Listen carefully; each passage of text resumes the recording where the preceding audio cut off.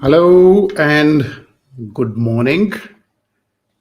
Let me see how I can come on to this.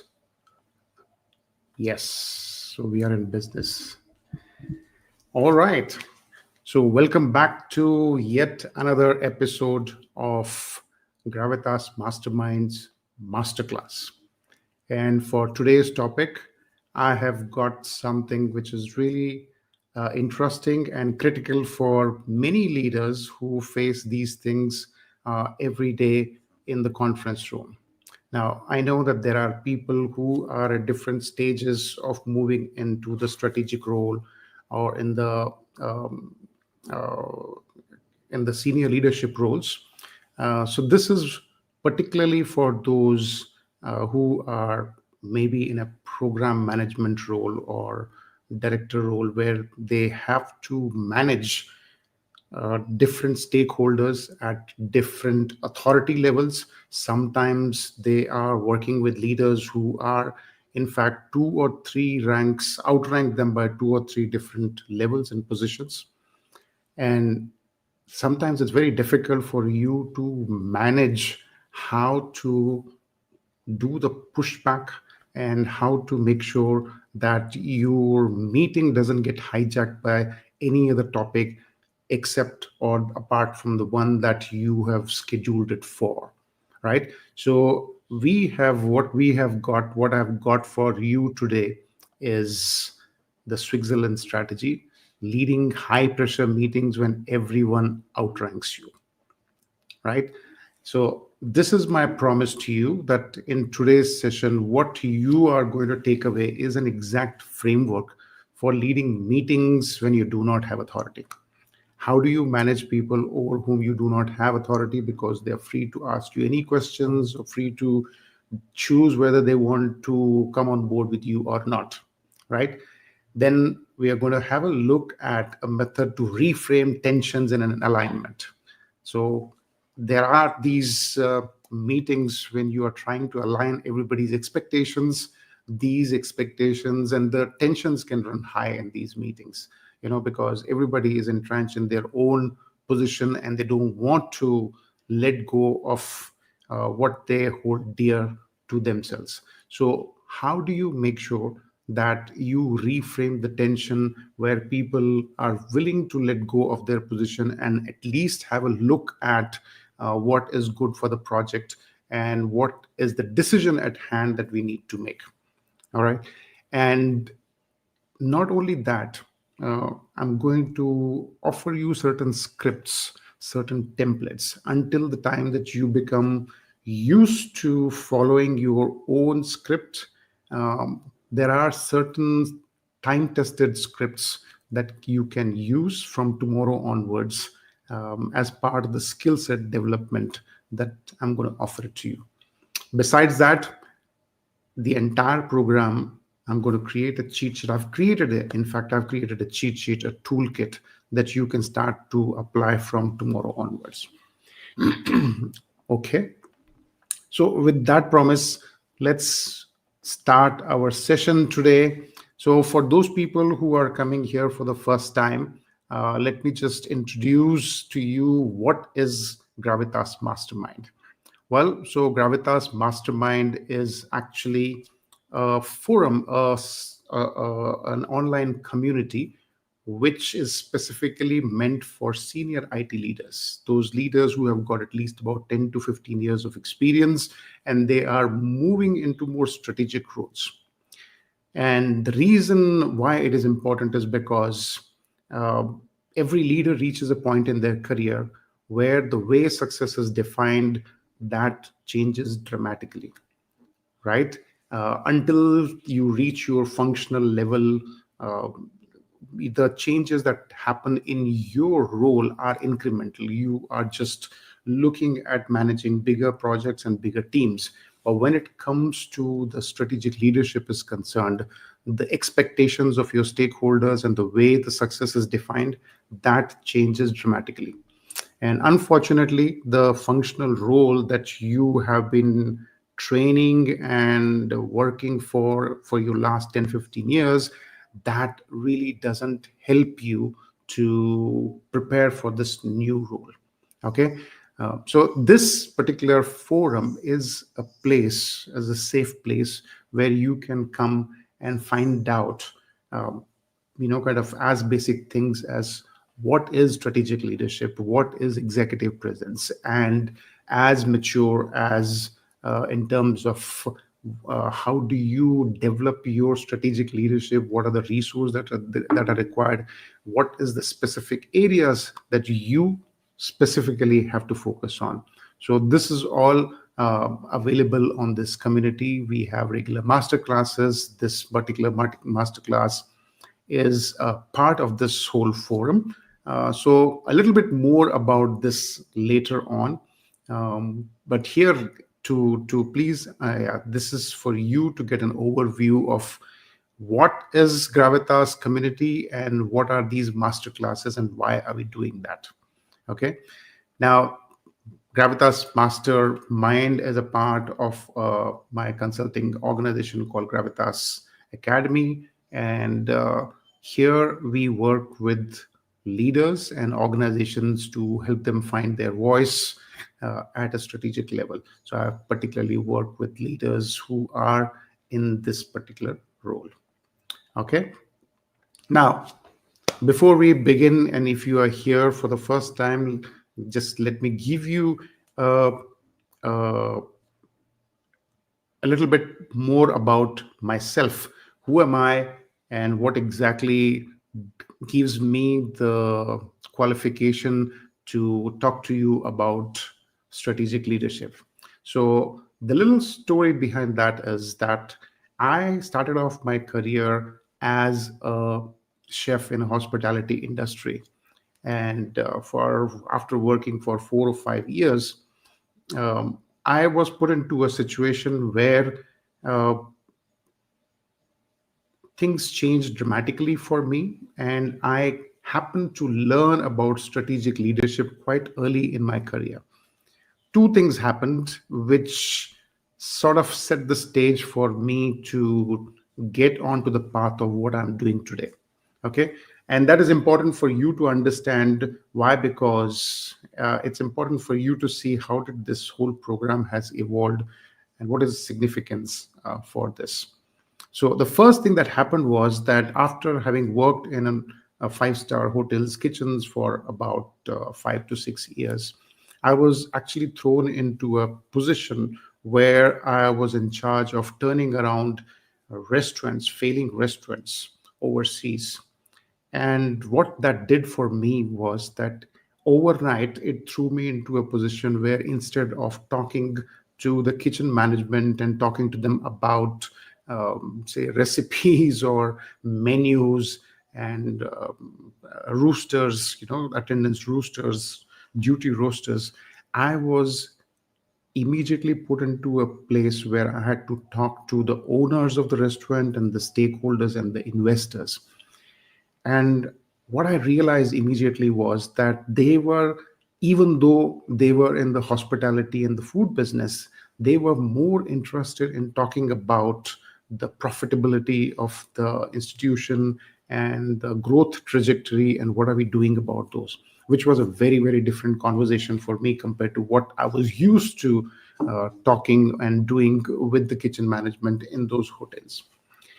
And initially I found it to be very uh, disconcerting. I found it to be very difficult for me to accept that fact that we are putting the recipes and the quality of food secondary.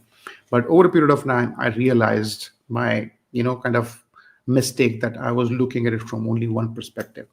Anyway, now the second part is that after a few years, I realized that that was not what I wanted to do with my life, and I switched gears. I ended up back in India, and I started working with leaders in IT industry. And that is where the second incident took place, which actually put me onto this path of strategic leadership. And what happened was I was working as a consultant for one of these financial services organizations, IT organizations. And there I happened to work with a leader, a very senior leader, and she was very good at her communication and very good at making presentations. And even though she was great at making these presentations and communication, she failed at securing funding for one of her IT infrastructure upgrade projects. And she reached out to me, and we discussed it for some time. And I realized myself that uh, you know it's not just important for you to be able to communicate well or make good presentation. There are certain other things which are relevant and important for people to succeed at this level. And that moment, I saw some parallels between what I had experienced as a chef moving to a profit center head and talking to the stakeholders who are more business focused, and what this leader in this organization was facing at that moment. And that put me onto the path of uncovering what would make a leader successful. So this is the foundation. So what you are um, experiencing with me today is the journey started almost about 15 years back. So whatever that I share in these forums is very specifically targeted for IT leaders who have been in this industry for at least 10 to 15 years.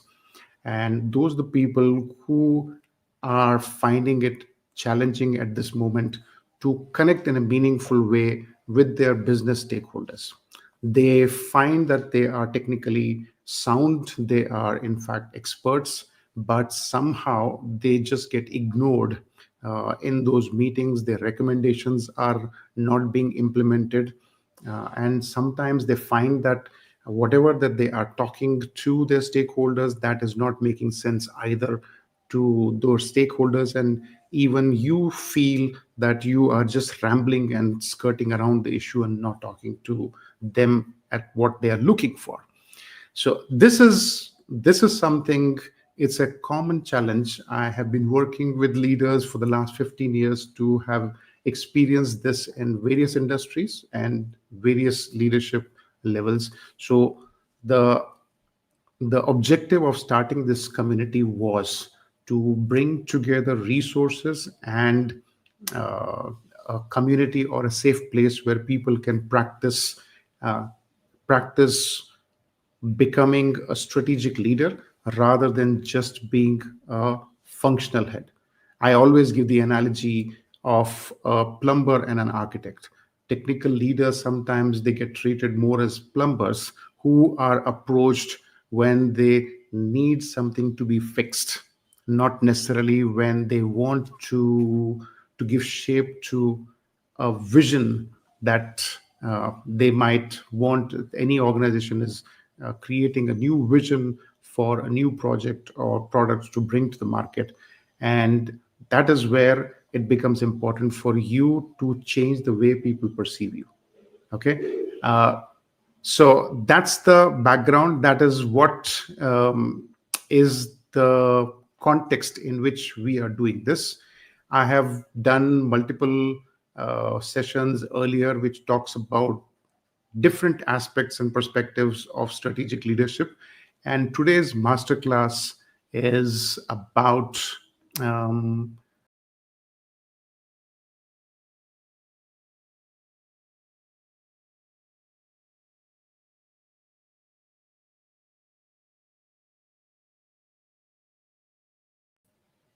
what I'm going to be sharing with you. Let me just see, why is this coming? Okay, fine, correct. Now, sometimes people have complained that this is too small, so maybe just let me, yes, exactly. So today I'm going to start off by sharing a story or a case study of one of those mid-level program managers who needed to navigate the power, pressure, and politics of having to get her get her stakeholders to align with the priorities of the day. And how did she navigate the politics and the pressure of having to work with leaders who are probably outranking her by 2 to 3 different levels. Okay, so this is was a case of 50 million project alignment. So let me give you a little background on that, and then we can look at the dynamics of how the whole thing pans out. Okay, now I can see there are a few people online here, and I have the comments switched on in this place. So before we begin, given the context that I've spoken to you about, what is the biggest challenge that you feel while working with senior leaders in these meetings when you do not have the authority, or when you are being outranked in a meeting where you have the ownership but you do not have any authority over people to get them aligned? So, what is it that you feel is the most difficult thing for you in this situation? Is it getting heard? Is it staying neutral? Is it making decisions stick, or managing emotions? So, put your put your thoughts or your experience into the comment box, and I would like to hear from you. What exactly? How do you relate to this particular situation? Okay, so we will move on, but you can take your time, just put it in this, and we will revert, or we will come back to those comments, whatever that you have put in here. Okay, so here's the reality. The stakeholders that we work with, those people that we work with, they are global stakeholders. They are senior leaders, they are agenda driven, and they quickly want to get through those meetings. Other reality for us is that the hardware and the software teams, they usually do are not aligned. They have their own priorities.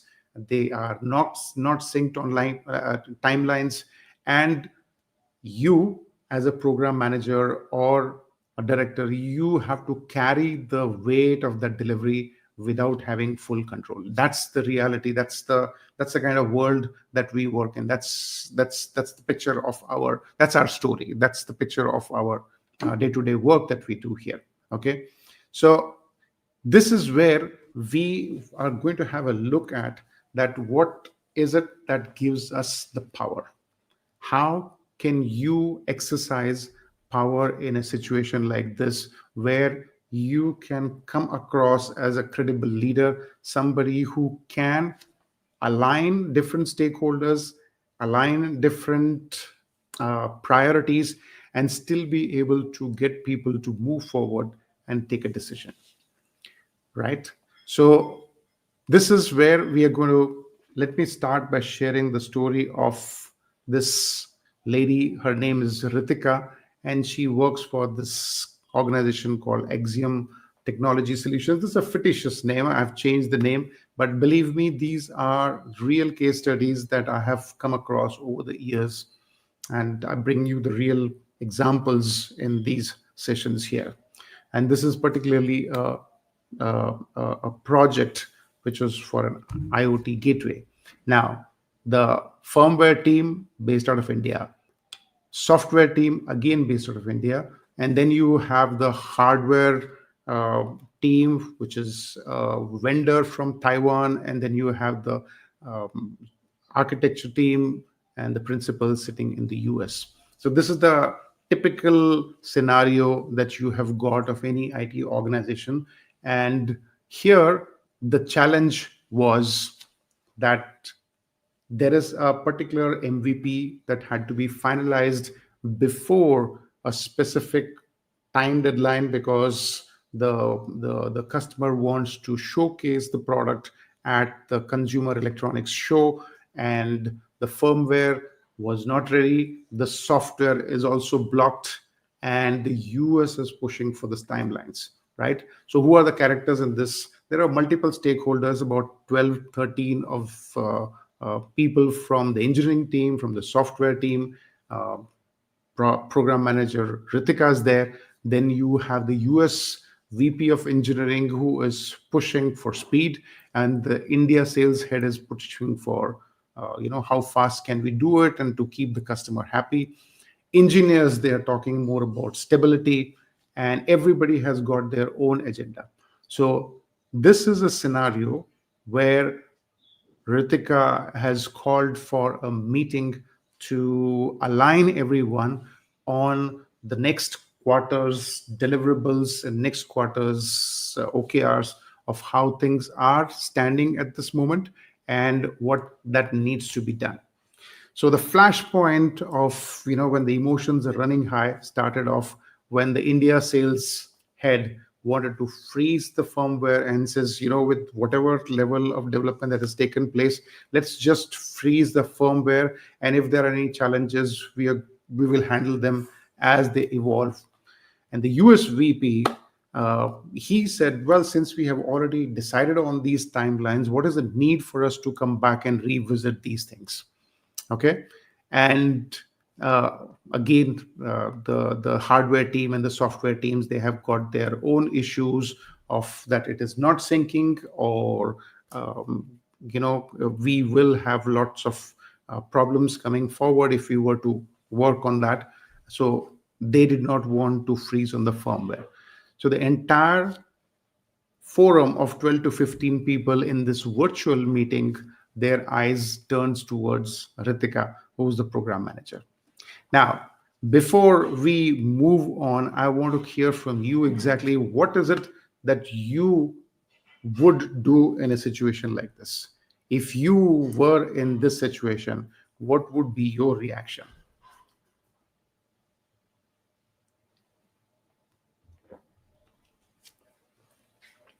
Let me hear that from you. Okay. So think about it, that if you had to be in a position like this, what would be your stand? How would you handle it?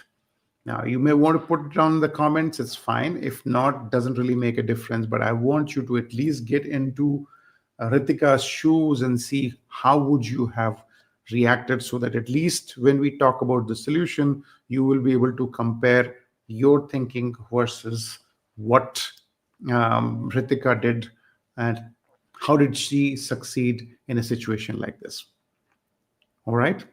So this is what she did. Okay. What she did was, she did not raise her voice as everybody was talking over each other and they were trying to pound their fist on the table, trying to talk about their priorities. Ritika did none of those things. What she simply did was, she just shared her screen and she put this table in front of everyone. And she just showed that one slide. And after that, she just kept quiet for a few seconds. And then she started speaking about it. And she says what? She said that we have mapped the trade-offs with the core technical leads. And what we have understood is that if we freeze it now, we are guaranteeing short-term visibility, but long-term churn. What she mentioned was, she just mapped the whole thing. What would happen if we were to freeze things now? And what would happen if we were to negotiate timelines once again and buy ourselves another 2 to 3 weeks time before we present the mock-up, before we go into the demo? And what are the risks and rewards for both these situations, right? The minute she put this in front of everyone and she said that, look, I'm looking for I'm looking for a collective decision, not a top down override. If we cannot reach a decision in our forum, somebody from top is going to force their decision on us and we'll have to live with that. Okay. So I'm looking for an alignment. How can we align ourselves to this situation? Here are the facts right in front of you. What happened next was interesting. There was Everybody was quiet, and it was not quiet as in terms of they don't agree, or quiet in terms of what are we talking about, that silence was more out of respect in the way that she had approached it. So, what was the outcome? The outcome was that the US VP quickly goes into the huddle with his team, and eventually he agrees to renegotiate the timeline where Ritika is able to get about another 3 weeks for her to give her deliverables from the hardware and the software team, who, by the way, she had already aligned even before the meeting had started. Overall, the way Ritika handled this situation, she got a pat on the back from her manager, and who said that that was a great example of a data driven assertiveness. Right now, there are lots of different lessons in this whole thing. So we are going to use this as our uh, a context, as a situation, to see exactly what is it that Ritika did, how did she manage to get to this point, and what were some of the mindsets, skill sets, and tool sets that were at play for her to be able to come out with this excellent outcome.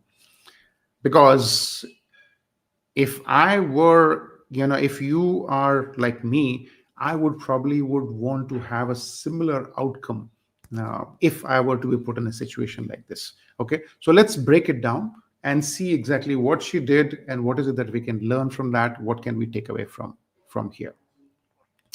Okay, so this is what is the overview of the leadership without authority.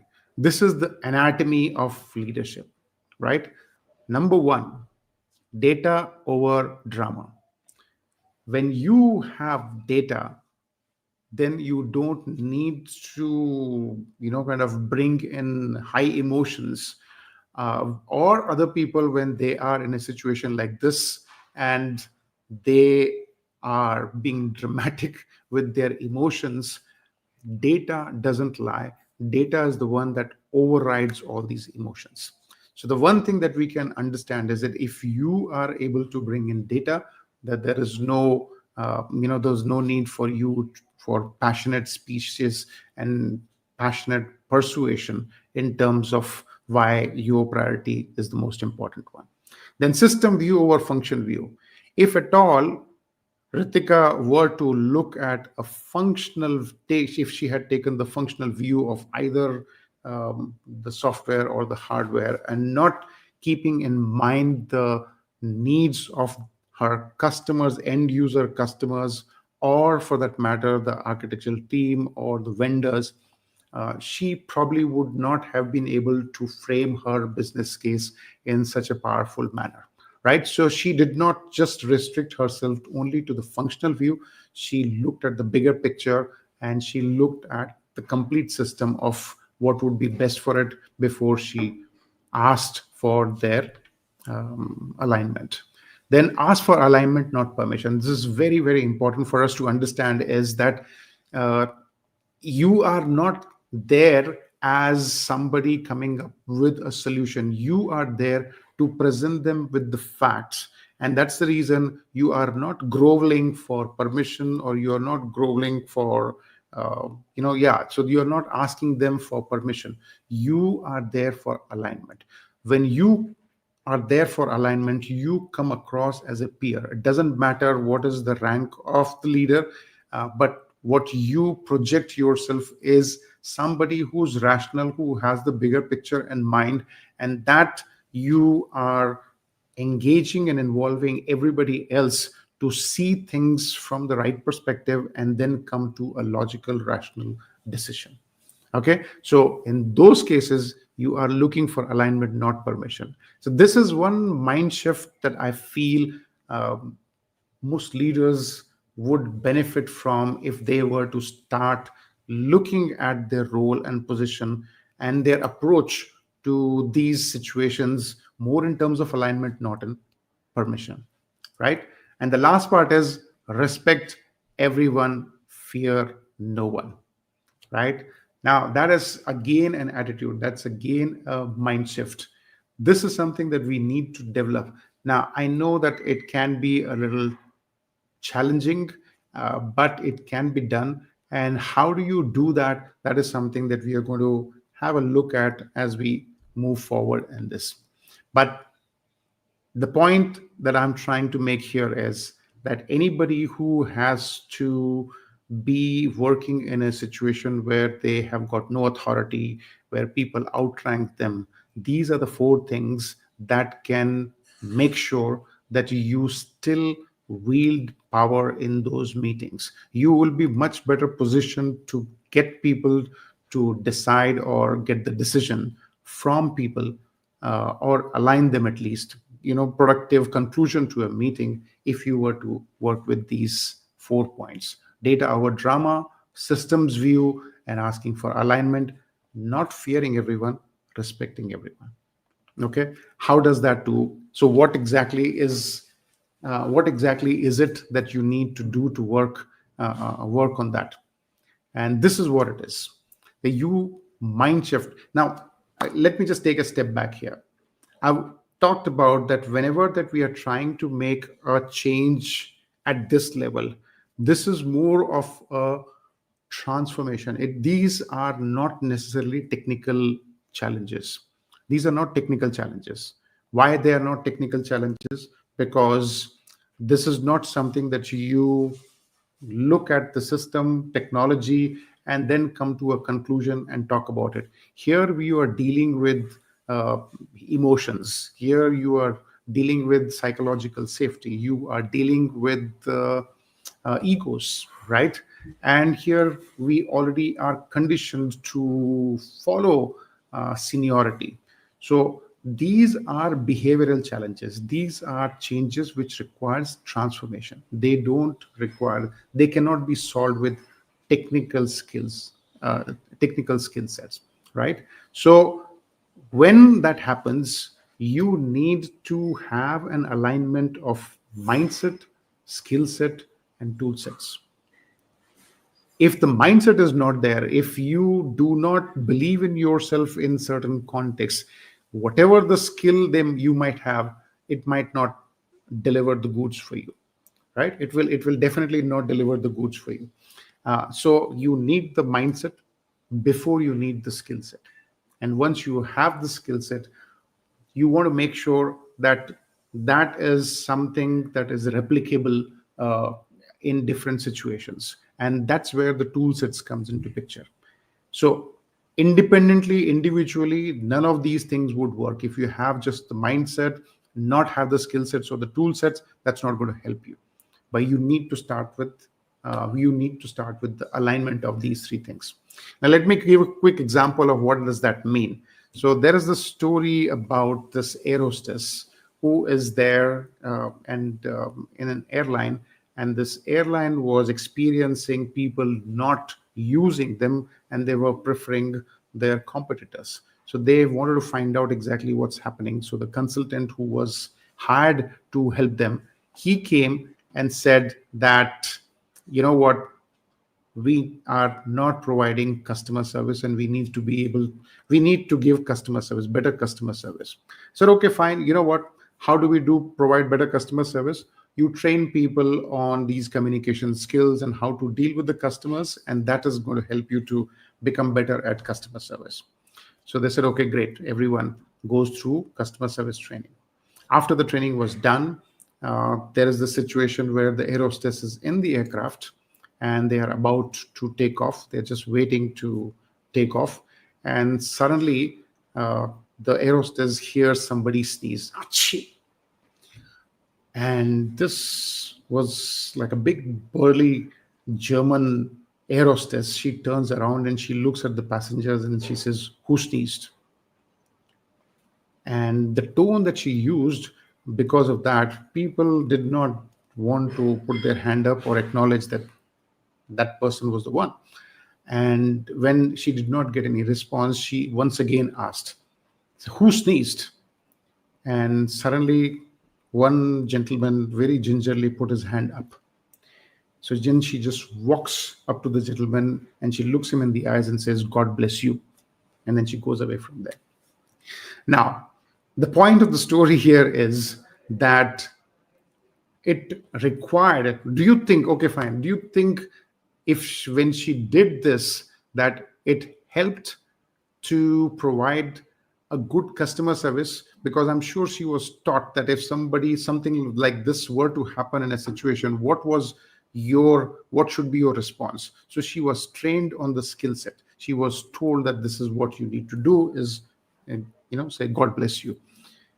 But do you think that it reflected the mindset? It did not reflect the mindset, right?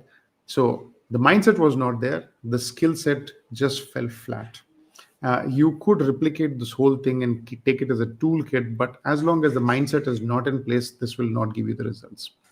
So that's exactly what I'm trying to share here, is that we need to have the right mindset. Okay. So what is the mindset that shift that is required? You do not need to lead the room. Influence is earned by owning the narrative.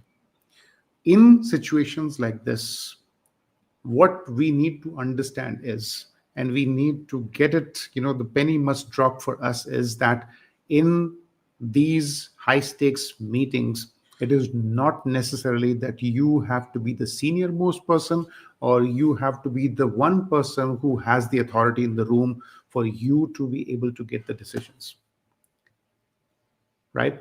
Influence is that is earned by owning the narrative. Now, let me give you an example. I have mentioned to you about this leader that I worked with um, in the earlier part of my career that put me onto this path. Once we both had worked on what she needed to do to become more effective, we worked together for about 6 months, and 6 months later, she went back to those stakeholders and presented her proposal once again. And that time, she was able to get the approval, right? Eventually, she got a promotion also. So when we were doing a debrief on exactly what helped her to succeed in that situation, she made one statement which I am still, I can still remember that statement. And what she said was that the last time I was prepared for the presentation, but I was not prepared for the conversation. What she was trying to say and what she meant was that she was ready with the data, with the business case, but what she failed in was to influence people, right?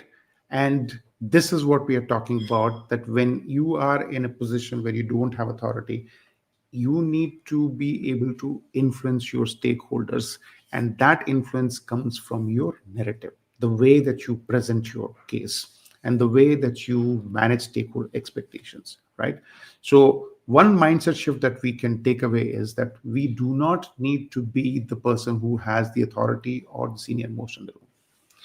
Second one, which holds back many leaders, is the pushback, that they are hesitant. People, they hesitate in pushing back, thinking, oh, he's a senior leader, or that how can I talk and,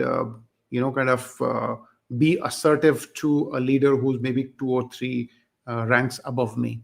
So that stops many leaders to do the pushback.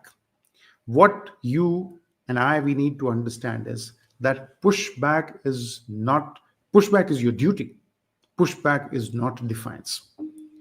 If you were to find a blindfolded senior leader walking near the cliff, and they are about to step in a way that they are going to fall off the cliff, are you going to wait and let them do what they are doing, or would you want to stop them from doing that?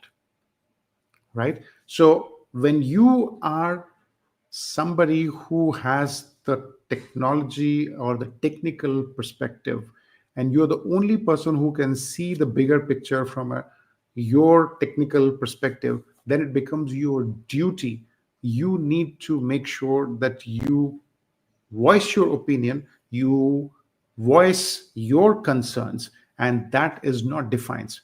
People, why is it that organizations, they invest in leaders to become more vocal and become more strategic in their thinking and in their communication, is because they want people to speak up, right? So this is another shift in her mindset which is required, is that we need to push back. When you are doing the pushback, you're doing the right thing. Okay. Then the next one is, and the next one is that authority may override, but clarity persuade. When people are clear about the priorities, then you do not need to think about authority. The, when your argument is persuasive and clear, then it doesn't matter if the suggestion or the solution is coming from somebody who is higher in the rank or lower in the rank. Okay, people are rational, people are logical, and they can see what works, and they are going to have a they are going to go with what makes sense in that situation. So these are the three mindsets that you can look at. The skill sets. Aggression does not equal assertiveness, right? So clear, confident, evidence-based arguments, they will beat fist pounding anytime. So anytime that you are going to be in a situation where where you have to put your business case, data will always override emotions. Aggression is not equivalent of assertiveness. You want to be assertive, you do your homework, you bring the data to the table, and you present it in a way that people can see for themselves what is rational, what is the right thing to do, and you will be able to get people to you'll be able to persuade people and get people on board. Okay, anchor in data, not emotions. That's exactly what we are talking about. And if I were to look at what Ritika did, Ritika also did exactly that. She just presented a table with the benefits and the risk of taking both these approaches, and based on that one, she was able to persuade people to go back and renegotiate their timelines. Okay, now one more thing that did not come out there was pre-aligning, pre-wiring their allies. What Ritika did was that she had gone to the leads, the hardware leads and the software leads, and she had spoken to them, understood the entire picture. And that was one of the reasons why she was the only person in the room who knew the bigger picture. She knew exactly what was happening. And that gave her the power, that gave her the authority to present this case to the other stakeholders, that this is where we are at this moment. So what she did was something, there is an expression for that, and it is called Nemawashi. And what is Nemawashi? Well, Nemawashi is an expression that comes from Japanese management. Nemawashi particularly is a word that is used for, you know, when they are making these Japanese gardens, over a period of time, they take plants and they uproot them from one place and put it in another place, or do repotting. And in those moments, what they have to do is they have to massage individual roots after they have uprooted them, massage them, clean them, and then repot them.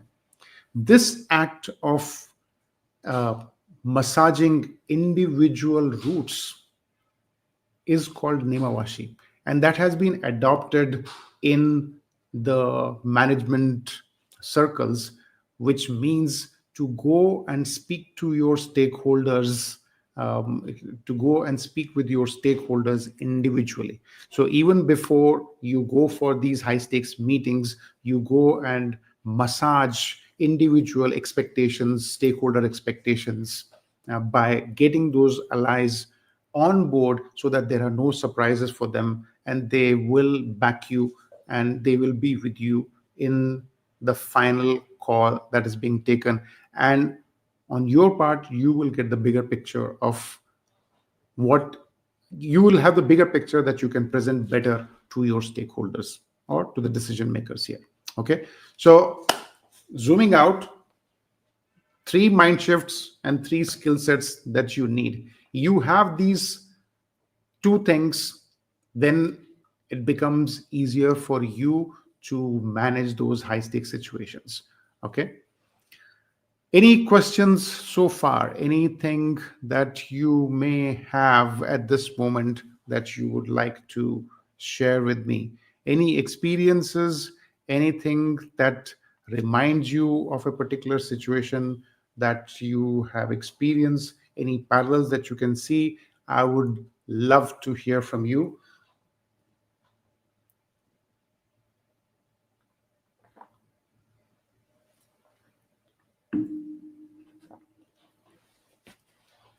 Okay, so in any case, I see that a lot of people they like to watch these videos offline, not necessarily live.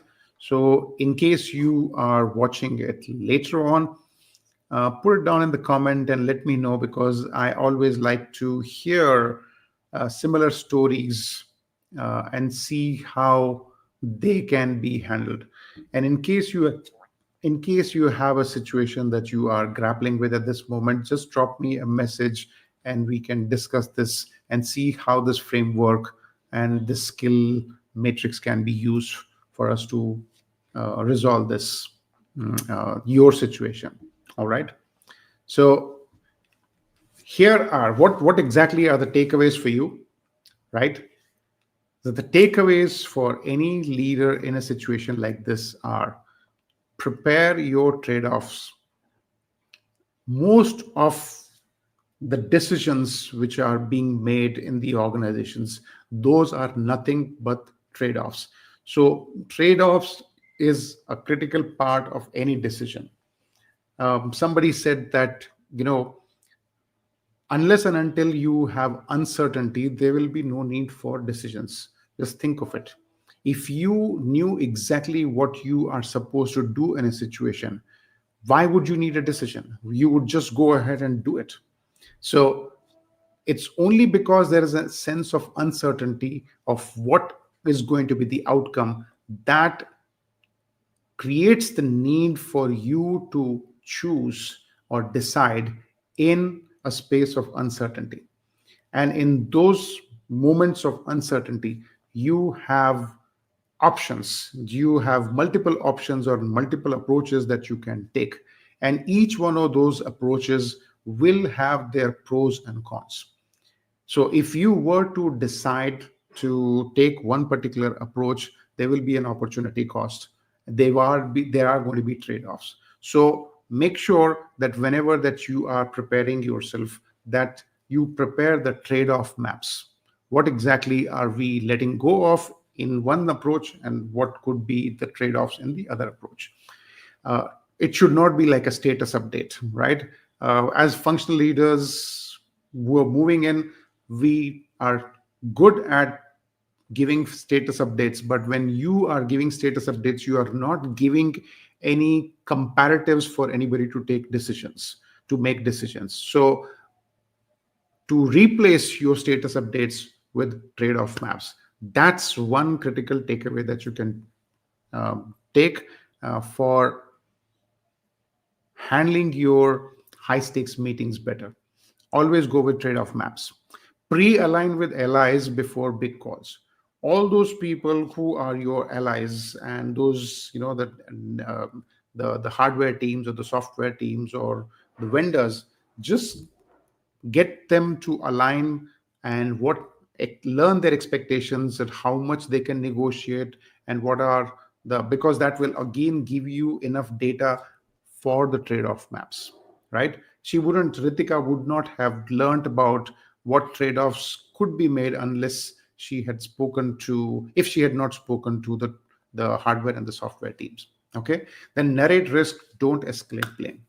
Okay, you're not here to call people and blame these teams or that teams. You are there to recommend what are the risks if we were to do this, and what are the benefits if we were to take another approach. Okay, use calm authorities. You don't need a title to own the room.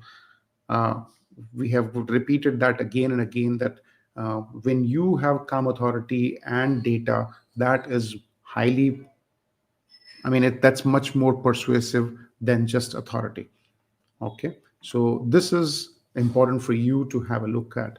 right? So these are the 4 takeaways that you can um, take away with you from this session is to prepare your trade-offs, pre-align with your stakeholders, narrate your risks, okay, and use calm authority. These are the few things that you can do to make sure that you are handling this well. Now, this is how do you work, how do you actually start off with. So far what we have looked at is what is a mindset which is required, what is the skill set which is required, right? And if you have the right mindset and you have the right skill set, what exactly do you need to do to make sure that you are prepared well? But one more thing which is required for you to do is to, when you are preparing your argument, how do you frame the conversation? How do you allocate for the uncertain uh, conversations that is going to take place within the room? Okay. So once again, these are predictable indicators that will be always there in any meeting like this. Why? Because there are always a one decision that is there. There is one critical decision that needs to be made in those rooms. And you need to look at what is that real decision. Okay. Go back to the first principles. What is the decision that needs to be made? What's your objective of that particular meeting? What is it? What will make that meeting successful for you? What sort of decision are you looking for? Once you know that, then it's easy for you to follow through with the others. Now, I had made another video about asking the right kind of questions. And in that video, I had talked about that a lot of people, when they are sitting in such meetings, they're able to ask the right kind of questions. And many leaders say that they would say that I don't even know what questions to ask, because I feel every time somebody were to speak that they were making the right argument. I mean, I would agree with them and I agree with the opposite views also. So there is a framework that I had shared, and that was about these 5 questions that you need to ask. So I had spoken to someone who was very good at asking the right questions, and he gave me this 5-question framework, and I talk about that in the video. In brief, if I were to say, any situation or any meeting that you are in, there will always be an objective. There will be 5 situations. There will always be an objective, be an obstacle, there is a problem that we are trying to solve, and there will be an obvious solution. There will be alternative to those solutions. At the same time, there will be trade-offs. Okay, so if you know these 5 things, and as you are going through the meeting, you can look at whether the objective is clear.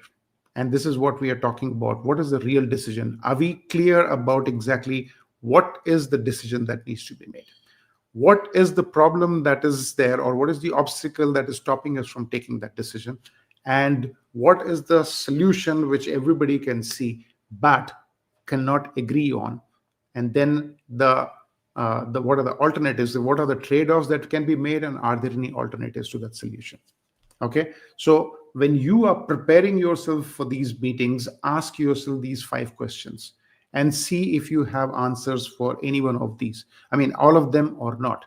And make a note of those points for which you do not have answers, and bring them out, make them explicit, make them, because there will be a lot of people who would know of certain things, but uh, they would not talk about it, right? So your job as somebody who's leading these teams is to raise the right questions. It's not to give the perfect answers.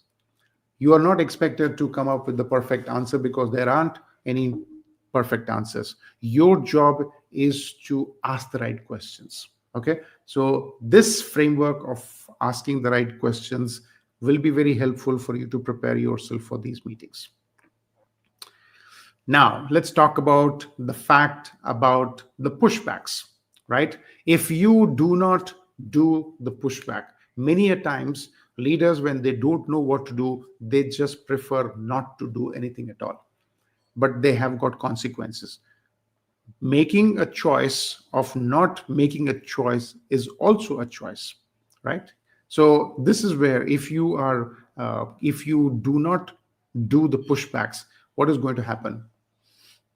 You are going to have bad product demos or bad outcomes. You will have a loss of trust, not only from the customer end, because it is going to create problems at the later stage. We will not be able to deliver to the promise, but at the same time you will also have challenges from that is that loss of trust from your own team, because the team would come and ask you that when you knew that this cannot be delivered, why did you not speak up?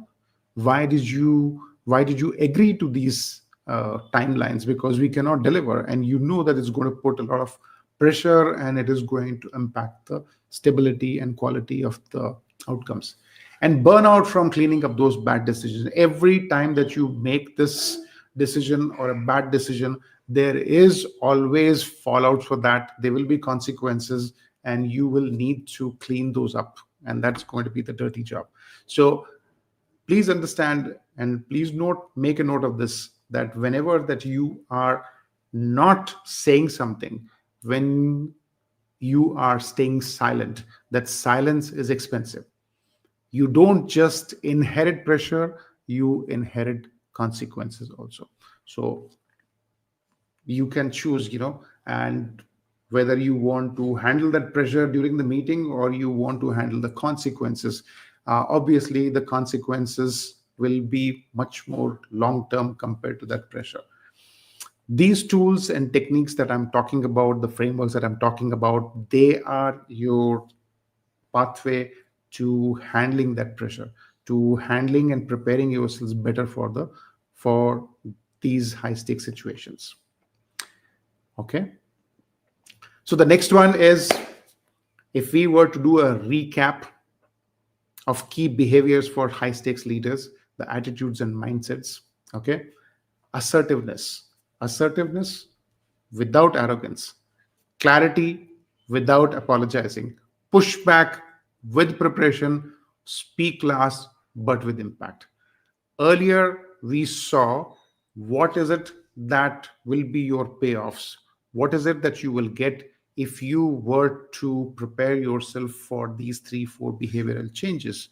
And this one tells you about what are the tasks that you need to work on, what are the things that you need to work on to be more assertive, to have more clarity, and be able to push back and be able to speak in a way that will create impact for you uh, in a situation even when you do not have the authority. All right. So this can become your cheat sheet. Uh, I have created a toolkit, and you will get it. So in case you are watching and you want that toolkit, just reply to my mail that I had sent, uh, and I will send you the toolkit. I will talk about that one a little later on also. Okay. So as a facilitator, what's your real source of power? Right? So if we were to look at it as a facilitator, the source of power for you is your expertise and your process authority and your strategic authority. What exactly are these things that you need to, yeah, so your expertise in terms of your technical know-how, your vertical knowledge, the depth of understanding of technology is your expertise. That's your power.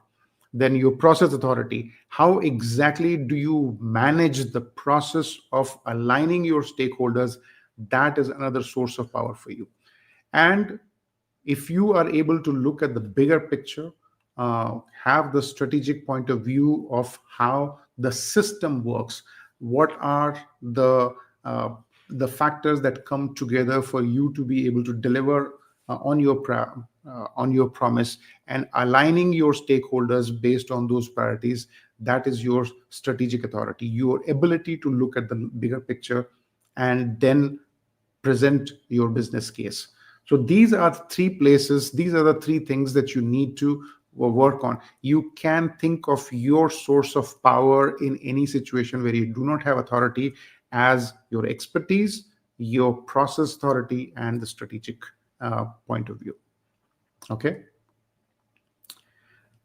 So let me take a quick break here and ask you what exactly, any questions? I'll be happy to take any questions at this moment.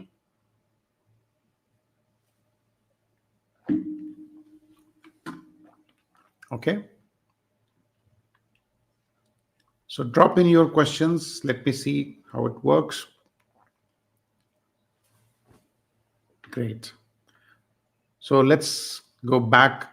Now,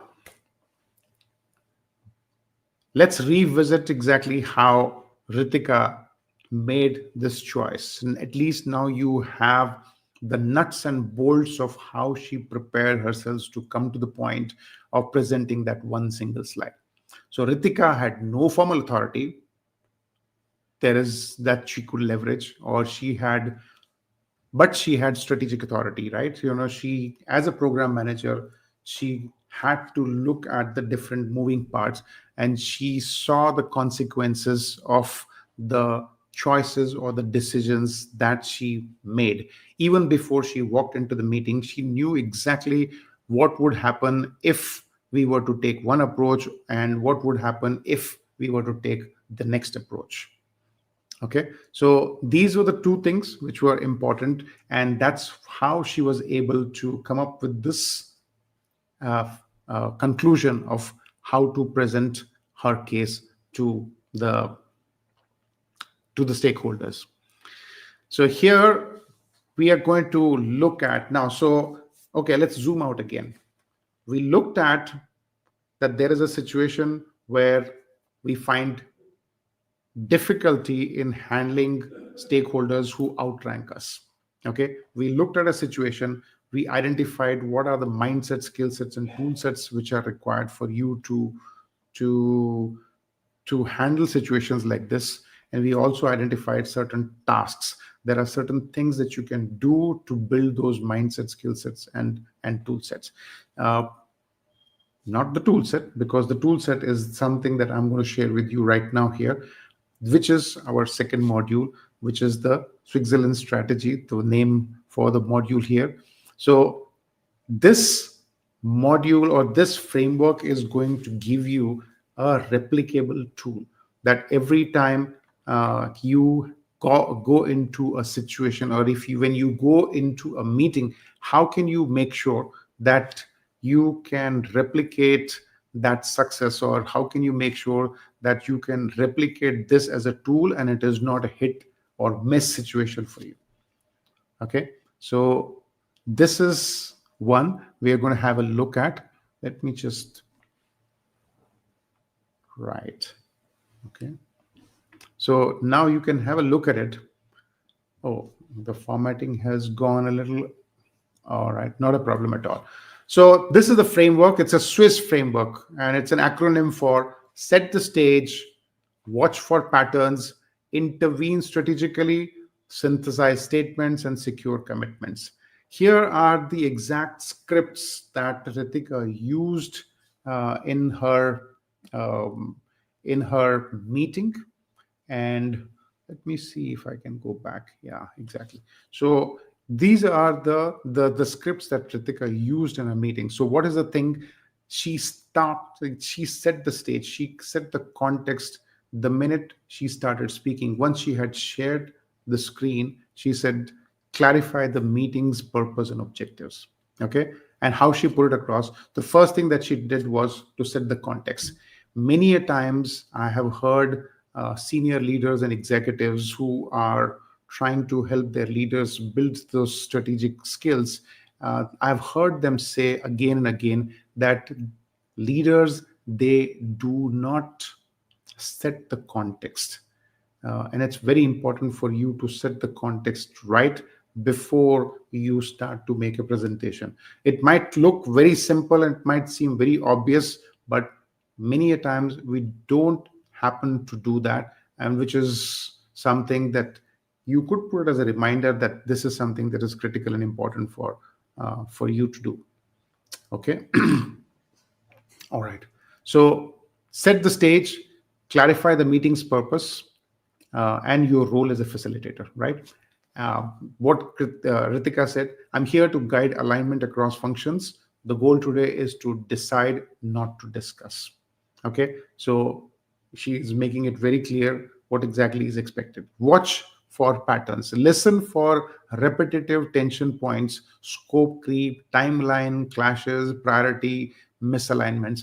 These are the usual suspects for IT project. These are the things that come back again and again and again. So for you, it's good thing. Why? Because you can see these as patterns and you can be prepared for handling those patterns. At least there is some predictability that you know will take place in these meetings. Okay, so this is a script. This is something that you can. These scripts are something that you can use verbatim even before you become adept at coming up with your own scripts.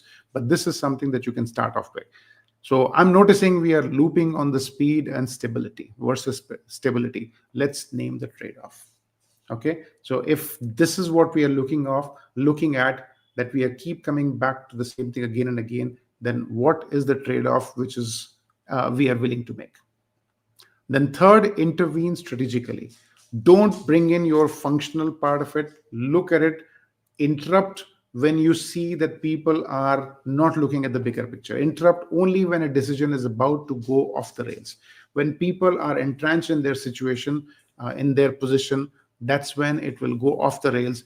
That is the time, that is the point where you can come in and start talk about the bigger picture, the strategic picture, and say, hey, let me remind you exactly what is it that we are looking at this moment. What is the decision that we are looking at? So before we move forward, here's what happens if we freeze the firmware now. You want stakeholders visibility, you want engineering readiness. Let's find a phased release path. That is just an example here that she has given, but you could also use that to bring people together and says, okay, this is your stand, this is your position. Let's see how we can do both these things together, or where can we come as a compromise. Okay, so this is something that we can do. Right. Once again. Okay. Right. The last one is the commitment.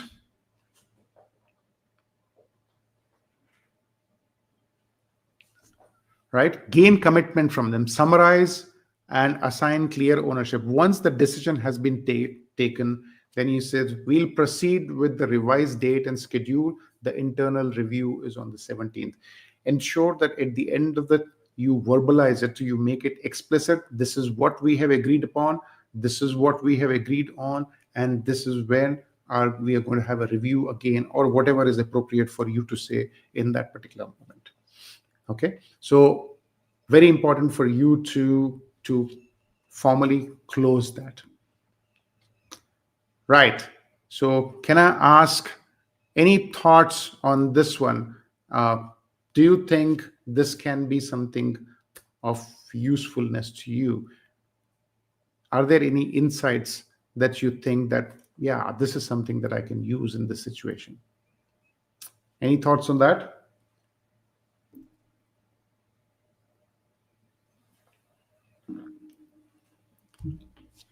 Okay, so put it in the comments when you are ready. Let's move on from here. So let's have a look at the next one, and that is the toolkit. So as I mentioned to you earlier, that I have created a complete toolkit, which will have the mindsets, skill sets, and tool sets. You will get the entire package in those 4 sheets. You will get the scripts that you can use in different situations. And this is something that you can use as a preparation for any meeting that you are going in next time. Now, these are certain things, these are things which, so these are things that, um,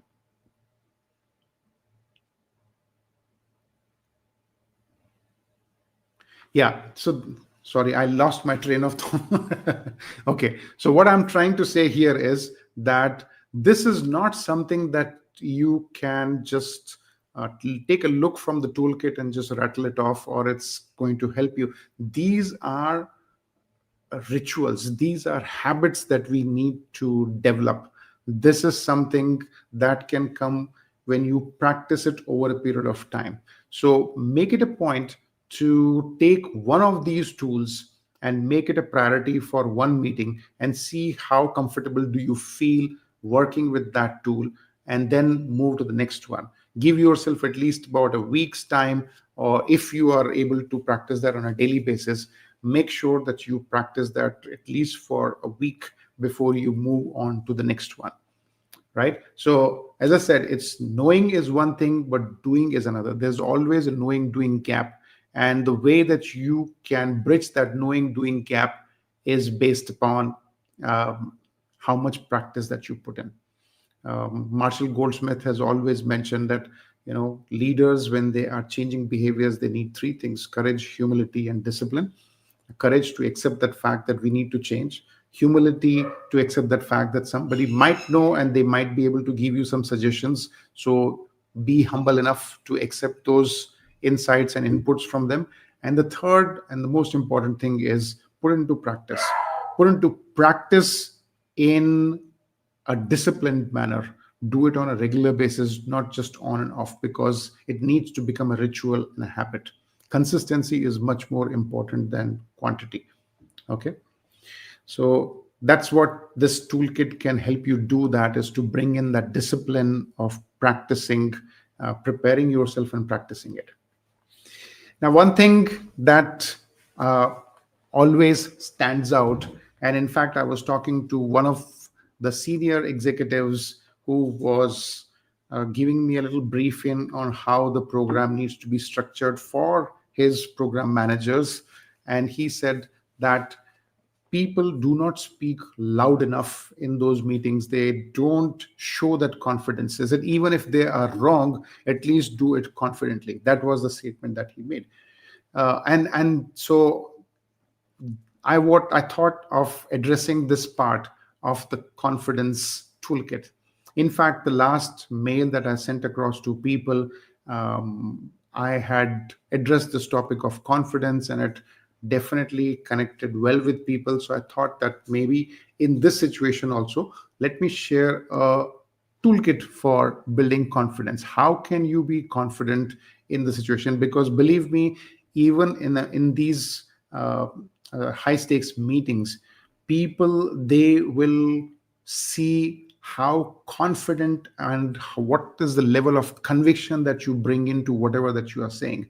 They will make their decision based on the tone and conviction of your arguments, not necessarily the logical reasoning behind that. That is 100% true.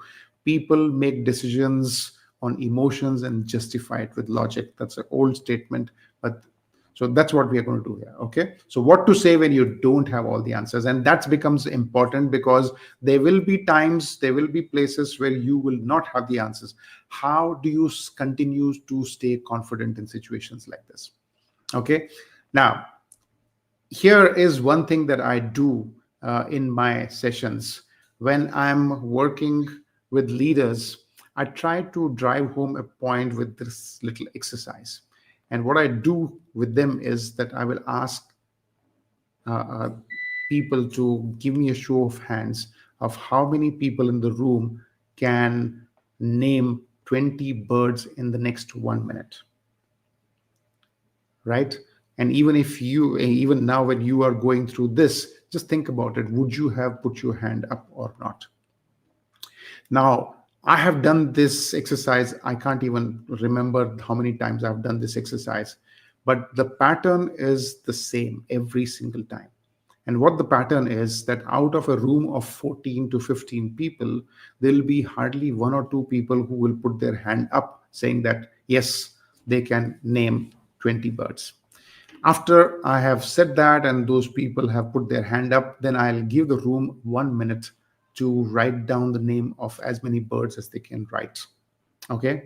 Now, this is the results. What happens after that is an eye opener for everyone. What happens is that 75% of the room is able to come up with uh, the names of at least anything between 15 and 20 birds. And 100% of the room, they are able to come up with more number of names than they ever thought that they were ready or they knew about. And they are quite surprised with their own ability to come up with those names. So what is the point? The point here is that uh, we it's not about your knowledge, it's not about your ability, it is about your belief in yourself. Many a times when you are sitting in a situation where you have all the data and all the details, you still do not believe in yourself, and that is what brings down your executive presence. That's when people stop to believe in you, and that is the moment you should be stepping up your amping up your confidence and telling people about it, because that's what is going to see you through as a strategic leader. People will see you as a strategic leader based upon your level of confidence and conviction. Okay, so this is the argument I was trying to make with this exercise, and see if you would be able to do it yourself and see whether you can write 20 birds or not.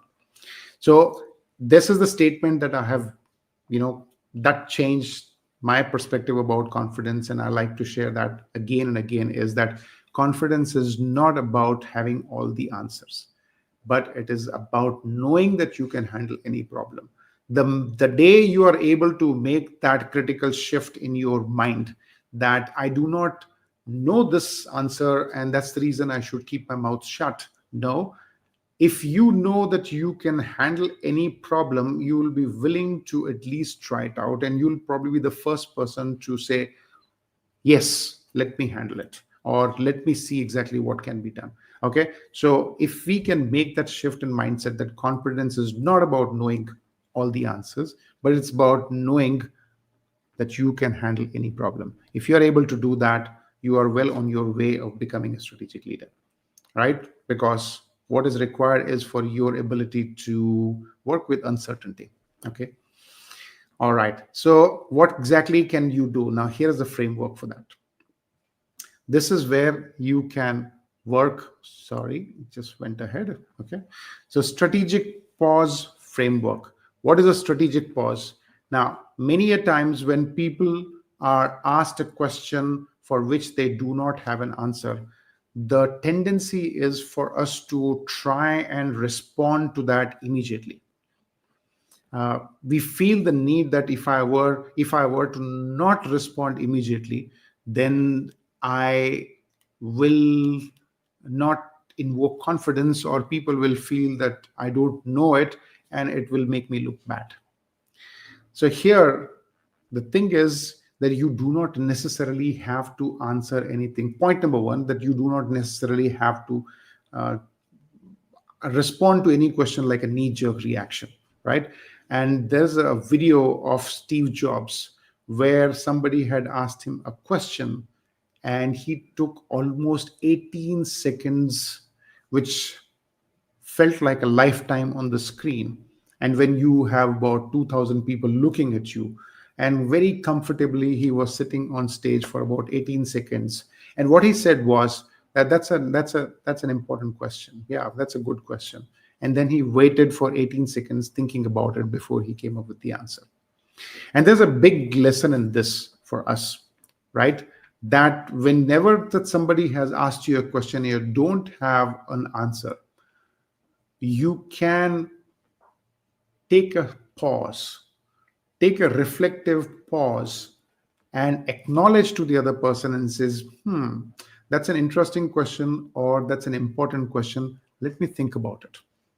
Let me think before let me process it, and let me think about it before I even respond to you. Okay. So once you do that, then people respect you for the fact that you are weighing your options, and that you are not just responding as a reaction. Okay, so what is the framework here? The framework is acknowledge that it's a complex issue, that it has got multiple layers and it needs to be unpacked. Second is reframe the questions. Right now, reframing a question is basically trying to put it across the way that you understand it, and it does a couple of things for you. One is, it when you reframe the question, you are making sure that you have understood the question correctly and that you are not going to answer the wrong question, right? Because many a times it so happens that you just immediately respond and the person says, no, that was not my question, right? So that gives you an opportunity to clarify whether you are answering the right question or not.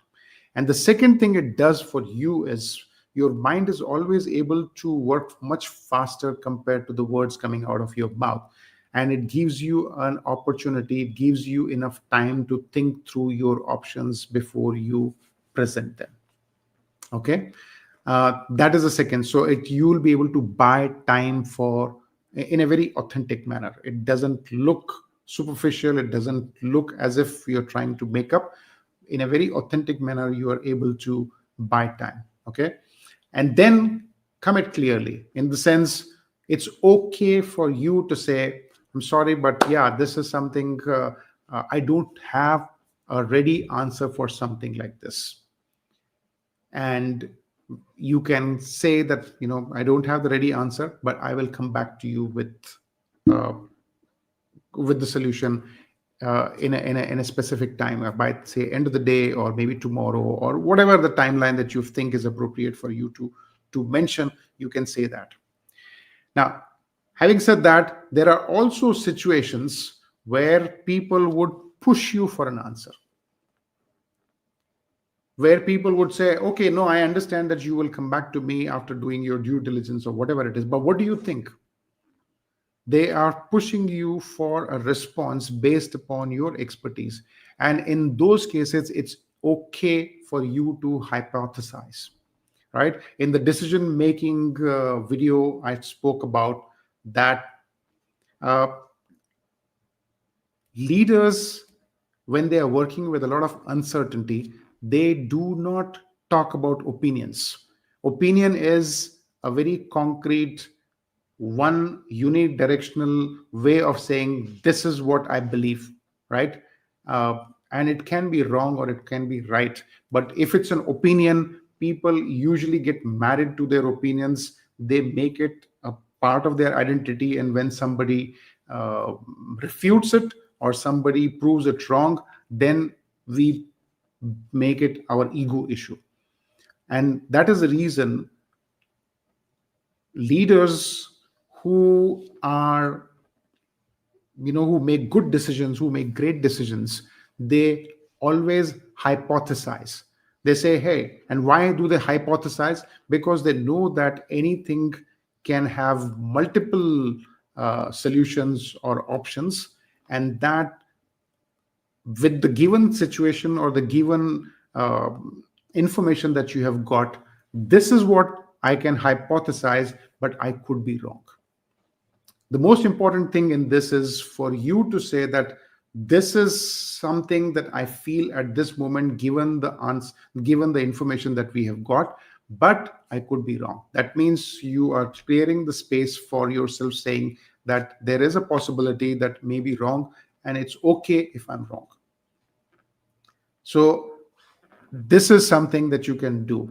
So what have you learned in this particular module here is, whenever that you are in a situation where you do not have the answer, you don't have to feel rattled. Oh my God, how am I going to respond? How am I going to look like if I don't respond?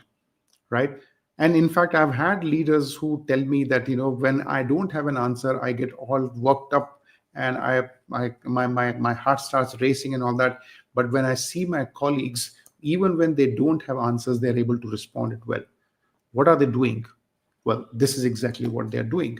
What they are doing is that they have got this framework pat down, right? They will first acknowledge that they don't have the answer, that it's a complex issue. It cannot be responded into one sentence.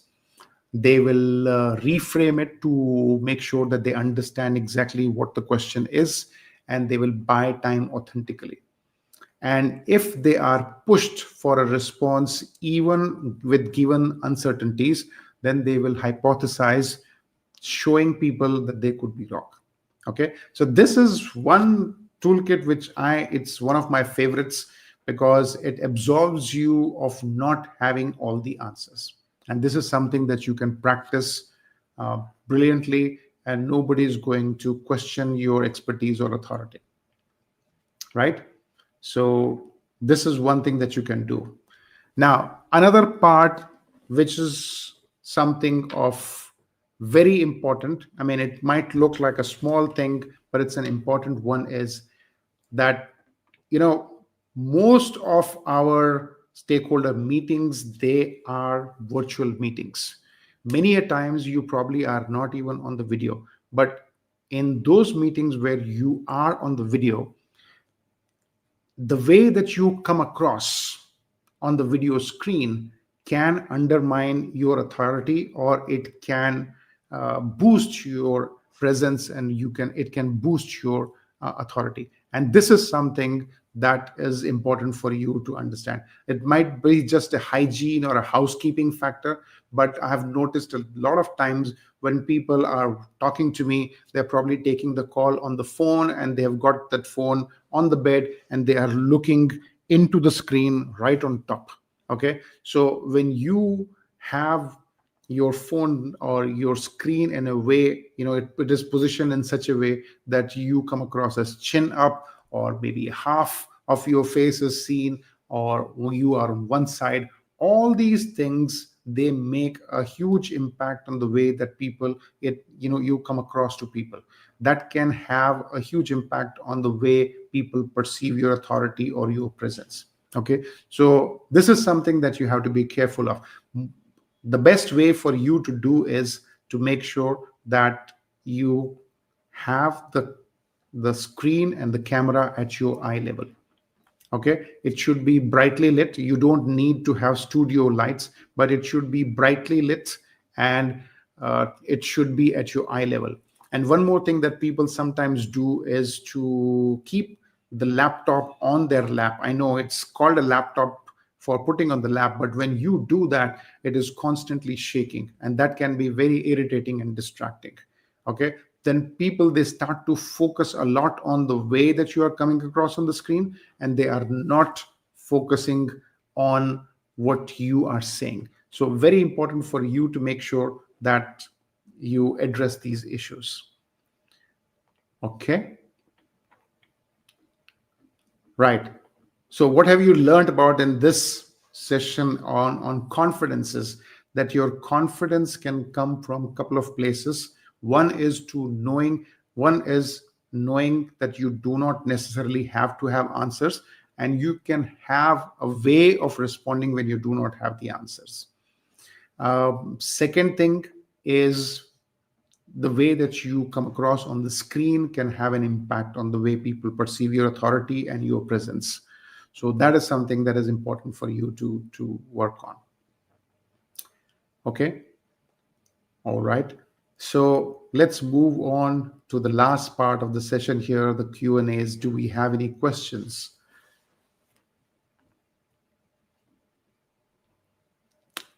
Right.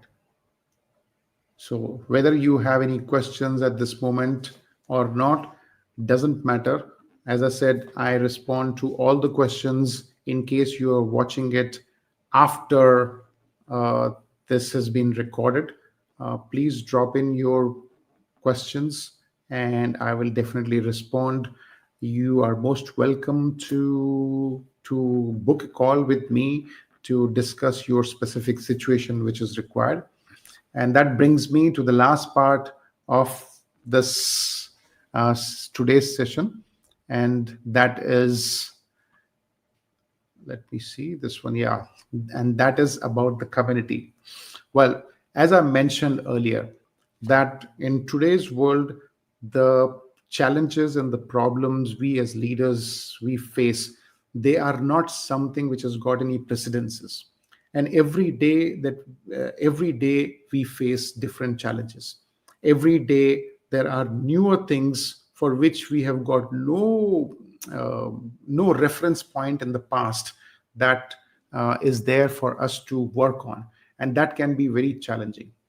And one another thing that I talk about is that leaders or the organization learning that takes place, that organization learning happens not for nice to have things, nice to do things. Um, Sorry, it is not nice to do things. Adults, when they learn certain things, they learn it for solving problems, and those problems are becoming, there are newer problems every day that we have got. And that is the reason the way that organization learning takes place has also changed. uh, we have resources within the organizations, but sometimes, and the fact that you are reaching out to me on this platform for your own personal development and learning, that also brings in a different dynamic, that when you're working individually, uh, you may not get the feedback. And one of the ways that you can address this issue is to join the community of like-minded people. And the whole idea of the Gravitas mastermind is to have a very specific, curated forum for leaders in a specific situation, so that we can be very laser sharp focus in terms of what we discuss and how we do things. Okay.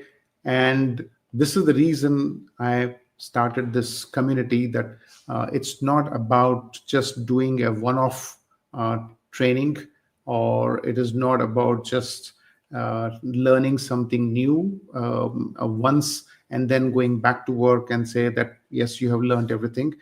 So in the Gravitas mastermind, what we do is that you have a process of learning things. And there are two quotes that I would like to talk about in this moment here. One is from, uh, it's a Chinese proverb which says that you want to gain knowledge, then you must add information every day. But if you want to gain wisdom, you must subtract every day. And this is the thing for us today. We have got an overload of information, an overload of content which is available everywhere, but we don't know which is the right one for us. So the idea of this mastermind is not to overwhelm you with a lot more content, but to help you identify which are all the 80% of content that you should ignore, and what is the critical 20% that you need to learn. And that is where I thought about the second quote, which is from Marshall Goldsmith. And Marshall Goldsmith says that it's not so much that the leaders, they need to learn new skill sets, they need to get rid of bad behaviors. It's not about learning new behaviors, but it's more about unlearning the bad behaviors, right? So the point I'm trying to make here is that when you become a part of this community, you can have an entire process of first diagnosing exactly where you need help. What is it that specifically for you will work? Once you have done that, then you strategize. I help you to strategize exactly what should be the way that you approach your own development based on your specific needs and requirements. And then there are courses and resources that are curated. Even if they are not there in the community, I bring in those, or I point you in the right direction that you can work with. And that's the beauty of adult learning, is that you just need to be put into the right direction, and after that we are good to go and find our own resources. Having said that, it does not mean that we leave you at that point. No. And that is the reason this community is of value, because there are so many other people also going through the similar situation.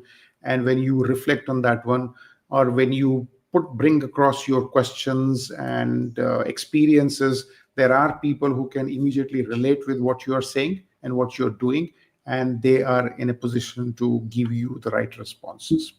Okay, so if this makes sense to you, then please consider joining this community that I'm talking about, Gravitas Mastermind. And right now, I'm running a beta offer here where I'm offering it to you at a price for a one-time lifetime. I mean, one price for a lifetime access to this community. We are looking to bring it to one critical point of how many people or members are there before we can make it a monthly fees structure.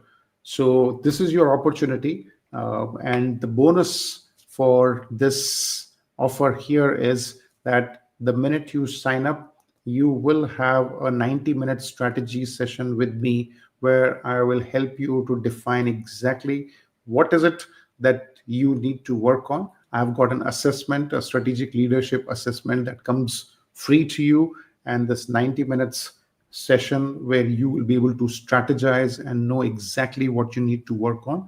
And after that, I will help you to find the resources and point you in the direction of what resources are important for you to develop that skill set.